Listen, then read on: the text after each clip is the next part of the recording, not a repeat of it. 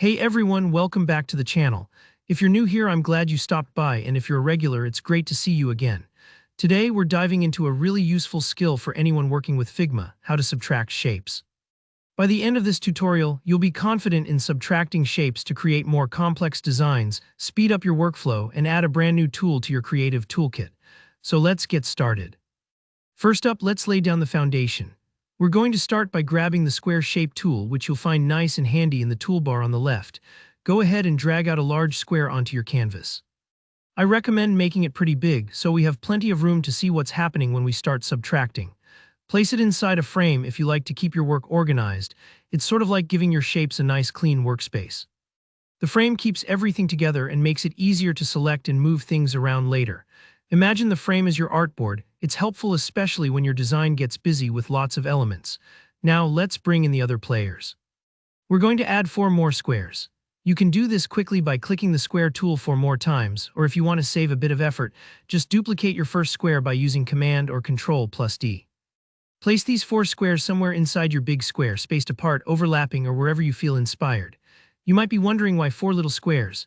Well, working with multiples lets you see how subtraction works with more than one shape at a time and gives you more flexibility in the outcome. Think of these extra squares as cookie cutters. Anywhere they overlap with the big square, that's where the magic happens. The next step is all about contrast. Select all 4 small squares and let's change their fill color to something noticeably different from the big square. If your big square is blue, maybe try orange or green for the small ones. This isn't just about looking cool. Changing the color helps you see which shapes are being subtracted, because once we merge and subtract, those colored areas will disappear from the main square. It's an easy way to keep track of what's going on, and there's less risk of confusion while you work. Alright, now for the main event. Select everything, the big square and all 4 little squares. You can do this by clicking and dragging to marquee select, or by holding Shift and clicking each shape. With everything selected, glance up to the top right of your Figma window in the Design tab. Here you'll find the Boolean operations, which let you combine or subtract shapes in all sorts of interesting ways. Look specifically for the subtract option.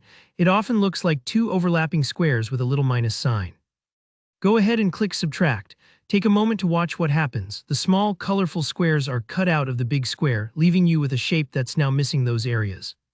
It's a bit like cutting out windows in a sheet of paper. Wherever there was overlap, those pieces are now removed. If your result isn't quite what you expected, don't worry. You can always undo and try repositioning the squares, or experiment with different shapes to see how subtraction changes your design.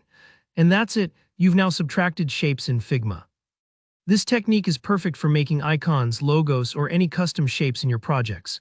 If you ran into any trouble, take a breath, check your selections, and give it another go. Figma is all about playing and refining, so don't be afraid to experiment. If you found this tutorial helpful, please give it a thumbs up and leave a comment below if you've got questions. I love hearing where people get stuck or creative. And don't forget to subscribe so you don't miss the next tutorial. Thanks for watching, and I'll see you in the next one.